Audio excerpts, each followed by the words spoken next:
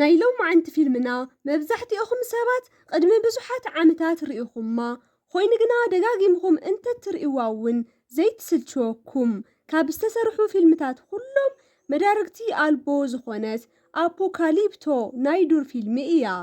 እታ ፊልሚ ብ2006 ኣቆፃፅራ ኣውሮፓውያን ዝወፀት እንትኾን እስካብ ኸዚ ድማ መዳርግቲ ኣልቦ ዝኾነት ናይ ዱር ፊልሚ ብዝብል ስያመ ዝተውሃባን እያ። ሰላም ዝኸበርኩም ተኸታተልቲ ሎም ማዓንቲ ድማ ሓንቲ ፊልሚ ሒዝናልኩም መፂና ኣለና።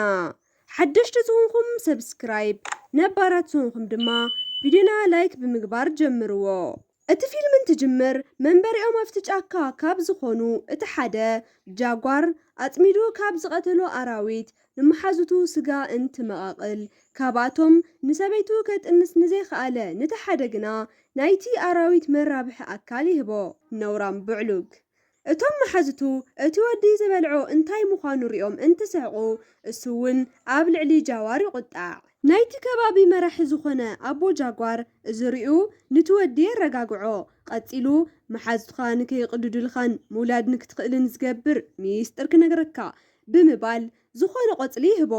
ኣብዚ ሰዓት እዚ እዩ ናብቲ ከባቢኦም ዘይፍለጡ ጎሳ ዝመፁ። እቶም ሰባት ምስኦም ንክነብሩ ፍቃድ ይሓቱ። እቲ መራሒ ኣቦ ጃጓር ዝተወሰኑ ሕቶታት ድሕሪ ምሕታቱ ፍቃድ ይህቦም። ጃጓር ግና ነቶም ሰባት ዝተውሃቦም ፍቃድ ክሐጉሶ ይከኣለን። ዝሓዝዎ ስጋ ተሰኪሞም ናብ መንበሪኦም ምስ ኸዱ ናይቲ ክወልድ ዘይከኣለ ወዲ ሓማት እስካብ ሕዚ ብኡሰንኪ ደቂ ደቃ ክትርኢ ከም ዘይከኣለት እናወቀሰት ተጨንቆ ሽዑ ጓላ ብቕልጡፍ መፂያ እዚ ናቱ ጥፍኣት ከም ዘይኮነ ተናጊራ ተረጋግዖ ትፍትን። ጃጓር በኹሪ ውላዱ እናተፃወተ እንትርኢ ብልቡ ኩርዓት ይስምዖ። ክትወልድ ናብ ዝተቃረበት ሰበይቱ ኸይዱ ድማ ንኻልኣይ ውላዱ ይሓቁፍ። እቲ መኻን ሰብኣይ ኣቦ ጃጓር ሂብዎ ዝነበረ ቆፅሊ ምውላድ ንክኽእል ዝገብር ዘይኾነስ ኣብቲ ከባቢ ዝርከብ መንጨላልዐ ምዃኑ እንትርዳእ እናኣወየ ይወፅእ። ብዚ ድማ እቶም ነበርቲ ኩሎም ይስሕቅዎ። እኒኦኹም ቆስታት ተምዝብድቂ መሬት እንትፅልምት ከም ልማዶም እቶም ህዝቢ ሓዊ እናስሓኑ ይእከቡ። ብዕድመ ዝዓበዩ ሽማግለታት ድማ ንዝናገርዎ ኮፍ ኢሎም የዳምፁ። እቶም ሽማግለታት ብዛዕባ ፍቕሪ፣ ብዛዕባ ስድራ፣ ብዛዕባ ዓዲ ብዙሕ የዘንትው። ድሕሪ እውን ባህላዊ መሳርሕታቶም ከፊቶም ይድንሱ። ኩላቶም ኣብ ዝሕጎስሉ እዋን ጃጓር ግና ብሓሳብ ገይሹ ነበረ። ንሰበይቱ ንዘይምጭናቕ ግና ሕጉስ ክኾን ይፍትን። ብፅባሒቱ ጃጓር ብሕልሙ እቶም ምስኦም ንክነብሩ ፍቃድ ዝሓተቱ ሰባት ፅቡቕ ዕድል ከም ዘየምፅሎም ክሓልም ይሓድር። ብዚ ብምጭናቕ እውን ህራስ ሲኢኑ ኮፍ ይብል። ኣብዚ ሰዓት እዩ እቶም ጨካናት ካብ ርሑቕ ዓዲ ናብቲ ጫካ ዝመፁ። ጃጓር እቶም ዕጡቃት ጎጆታት እንተቃፅሉ ሰባት እንትቐትሉን ኣማዕዱ ይርኢ። እቶም ዕጡቃት ሰባት ኣብ ዝሃረስሉ ብሂወቶም ምቅፃል ኣዋልድ ይኹና ኣወዳት ብጭካነ ምቕታልን ኣይሓርበቶምን። ጃጓር እዘሪኡ ብቕልጡፍ ኣብ ከባቢኦም ናብ ዝርከብ ነዊሕ ጉድጓድ ንጥንስቲ ሰበይቱን ወዱን የእትዎም። ተመሊሱ ከም ዝመፅእ ነጊሩ እውን ሓዲግዎም ይኸይድ። ጃጓር እቶም ዘረፍቲ ንኣቦኡ ብኽፉእ እንትቐጠጥዎ ሪኡ ነቦኡ ንምትራፍ ነቶም ዘረፍቲ የጥቅዖም። ሜደላይ ንዝተባሃለ ተዋጋይ እንትሓንቆ እቲ ዋና መራሒ ንጃጓር የውድቆ። ሜደላይ ክቐትሎ እንትብል ግና እቲ ዋና መራሒ ጠጠው የብሎ። ሜደላይ ብዘይ መቕታሉ እንትሓርቕ እቲ ዋና መራሒ ንጃጓር ገዲፉ ንኣቦኡ ክቐትል ከም ዝኽእል ይነግሮ። ብዚ ምክንያት ንኣቦኡ ኣብ ቅድሚ ዓይኑ ይሓርድዎ።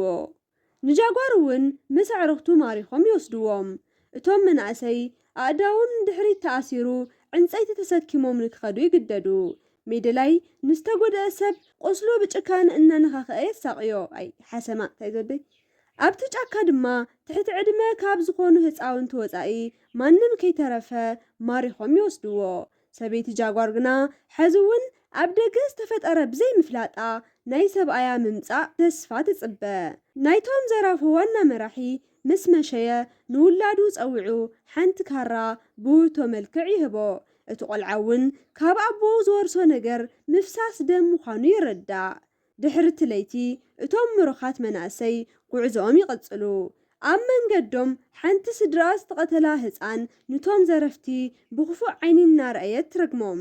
ካብኣቶም ሓደ ብዕንፀይቱ እንትደፍኣ እሳ ግና ምንም ከይፈርሐት ሕዚ ዝገበርኩሞስ ንክትጠፍኡ ምክንያት ክኾነኩም እዩ እናበለት ትጭድር። እቶም ዘራፎ ንንጃጓር ሪኦሞ ናብ ዘይፈልጡ ከባቢ ወስድዎም። እንጃጓር ካብ ዝፈልጥዎ ኣብ ጫካ ካብ ምንባርን ሃዲንኻ ካብ ምብላዕን ፍልይ ብዝበለ ደንታት ኣብ ዝደረቑሉን ሰባት ብኣወራ ኣብ ዝኽደኑሉን ስፍራ ንባዕሎም ይረኽብዎ። ልዕሊ ኩሉ እቲ ዘደንግፅን ዘበህርርን ግና እቶም ነበርቲ እቲ ከባቢ ዕለታዊ ህይወቶም ብደም ዝተጨማለቐ ምንባሩ እዩ። እንጃጓር ብዝረአይዎ ሕድሕድ ነገር ኣብ ዝግረምሉ ሰዓት ብዙሓት ኣዋልድ ናብኦም ቀሪበን ሰውነቶም ብደሚቕ ዕንቀዋይ ቀለም ይሕብጾም። ኣብዚ ሰዓት እቲ ምውላድ ዘይከኣለ ወዲ እታ ዝፈትዋን እተጽናዕንዖን ሰበይቱ ዓይኑ እናርአየ ካልኦት ዕፃን ትዋደቑላ ይርኢ።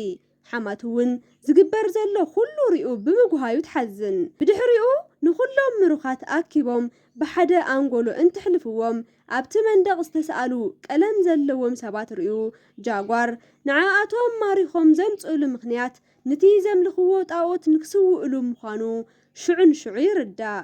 ከም ዝገመተውን እቶም ህዝቢ ልዕሊ ዓቐን ፈተውቲ ደም ሰብ ብምንባሮም እቲ ደም ዝመጥጥ ሰይጣን ሙሉእ ብምሉእ ስለ ዝተቆፃፀሮምን ኣብ ቅድሚኦም ንዝፈስስ ደም የእውዩን ይዕልሉን ነበሩ። ታዳነይ ዝኸ ካብኡ ሓሊፎም ድማ ንዝተወለዱ ህፃውንቲ ናይቶም ዝተሰውኡ ሰባት ደም ይልምጥጥዎም ነበሩ። ተምዚም ድቂ እቶም ብደም ሰብ ዝሰኸሩ ክፉኣት ህዝቢ እንጃጓር ክሕረዱ ብምዃኖም ሓጎሶም ወሰን ሰኣነ። እቲ ተለኣኺ ጣዖቶም ቀፂሉ ንጣዖታቶም ዝሐጉስ መስዋእቲ ሕዚ ከም ዘቕርቡ ተዛሪቡ ነቲ ሓደ ናይ እንጃጓር ዓርክ ስሒቡ ብካራ ብምውጋእ ልቡ መሽቱ ብምውፃእን ኣብ ሓዊ ጠብሷ ምፀተ ዓለም። እቲ ሰይጣን ብዚ ሕጎስ እንጃጓር ግና ኣብ ዘለዎ ደሪቖም ይቐርዩ። እቶም ጨካናት ንበዓል ታራ ስሒቦም ተመሳሳሊ ነገር ይፍጽሙ። ጃጓር ጥንስቲ ሰበይቱን ወዱን ዘከረ። ወረፍኡ በፂሑውን ንክሕረድ ይዝርጋሕ። እስካብ ሕዚ ሰብስክራይብን ላይክን ከይገበርኩም ትርኢ ሰባት ግና ዘበን ሕጊ ቪድዮና ላይክ ንቻናልና እውን ሰብስክራይብ ግበሩ። ክቡራተይ ሽዶ ጃጓር ወረፍኡ በፂሑ ንክሕረድ ይዝርጋሕ። ሃንደበት ግና በብክፍለ ዘመኑ ዝፍጠር ግርደት ፀሓይ ብምፍጣሩ እቶም ሓረድቲ ደናገጹ። ኣምላኽና ዘቕረብናሉ መስዋእቲ ኣሐጊስዎ እዩ እናበሉ ድማ እቶም ህዝቢ ዓለሉ።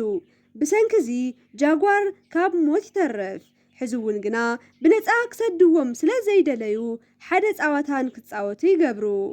ክልተ እስራት ጎዮም እንድሕር ደኣ ከም ልጡ ክኢሎም ነፃ ከም ዝኾኑ ይነግርዎም። ብዚ ድማ እቲ ምውላድ ዘይከኣለ ወዲ ምስ ሓደ መሓዝኦም ንክጎይ ይገብርዎ። እቲ መሓዝኦም ብዝሸንደይዎ እምኒ ተወቂዑ እንትሞት እቲ ሓደ እውን ድሕሪ ፃንሒት ብጦር ይወግእዎ። ቀፂሎም ዝጎዩ ጃጓርን መሓዝኡን እንትኾኑ ብዓይኒ ተረዳዲኦም ብምንባሮም ድማ ስብርባር ገይሮም ይጎዩ። ከም ዕድል እቲ መሓዝኡ እንትውቃዕ ጃጓር ግና እስካብ መወዳእታ ይበፅሕ። ኣብ መወዳእታ እውን ብንእሽተይ ይንካእ። ናይቲ ዋና መራሒ ወዲ ኣቦ ብዝሃቦ ካራ ንጃጓር ንምቅባፅ እንትቐርብ እቲ ምውላድ ዘይከኣለ ወዲ እግሩ ይስሕበሉ። ኣቦ እውን ኣማዕድዩ እናረአየ ብወዱ ይሕበን። ዘይፈለጦ ነገር ግና እቲ ዝተቃበፀ ጃጓር ዘይኮነስ ናይ ባዕሉ ወዲ ምንባሩ እዩ። ጃጓር ተጸሚሙ ነቲ ቀስቲ ካብ ባዕሉ ይመሽቶ። እቲ መራሒ እውን ብድንጋፀ ናብ ወዱ ይጎይ። ደም ወዱ ፈሲሱ ብምማቱ ሓሪቑ ድማ ንጃጓር ንካድንዎ ይዝዝ። ነዳመንደና ኸደመ ተፍስስ ገብናን ንጃጓር እናመላጠጡ ናብቲ ንሰባት ቀቲሎም ዝጉሕፍሉ ቦታ የእትዎ። ዋየ እንደ ህዝቢ ሞይተ መርገም እናተጓየዩ እውን ናብቲ ጫካ ይምለሱ። ጃጓር ተጎዲኡ ብምንባሩ ኣብ ሓደ ኦም ተንጠልጢሉ ይዕርፍ። እቶም ሃደንቲ ናብኡ ይመፁ። ካብ ጃጓር ዝመፀት ሓንቲ ንጣብ ደም ኣብቲ ሓደ ሃዳናይ ተዓረፍ። ሽዑ ንሽዑ እውን ሓደ ነብሪ ብርእሱ ይመፆ። እቶም ሃደንቲ እቲ ንጣብ ደም ሪኦም ጃጓር ኣብኦም ከም ዝተሰቐለ ገመቱ። እናማዕደዎ እንተለው እውን ጃጓር ካብቲ ነብሪ እናምለጠ ይርእዎ። ብሓደ ገጽ ኣራዊት ብሓደ ገጽ ቀተልቲ ኸቢቦሞ ጃጓር ተጨነቐ።